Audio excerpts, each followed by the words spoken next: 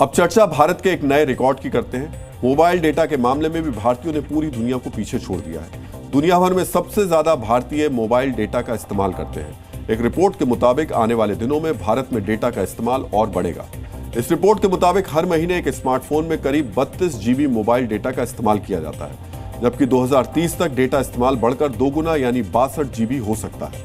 अभी दुनिया में हर महीने एक स्मार्टफोन में औसतन करीब 23.5 GB डेटा का इस्तेमाल किया जाता है।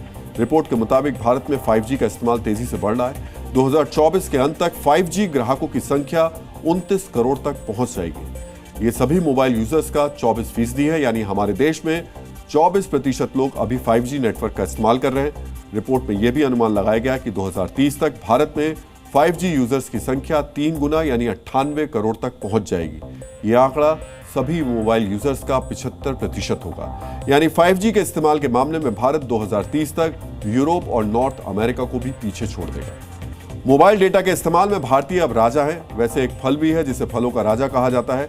राजा होना कोई आम बात नहीं होती, खास बात होती है। लेकिन क्या आपने कभी यह सुना है कि खास होकर भी फलों के राजा को आम क्यों कहा जाता है? राजे और महाराजे इसके शौकीन हुआ करते थे। मुगल बादशाह अकबर को सबसे ज्यादा दशहरी आम पसंद था, लेकिन कमाल की बात यह है कि खास लोगों की पसंद होने के बावजूद इसे आम कहा जाता है। अब आम को लेकर एक नई खुशखबरी सामने आई है। आम खाना अब डायबिटीज के मरीजों के लिए भी आम होने जा रहा है, यानी अब शुगर पेशेंट भी आम खा सकेंगे।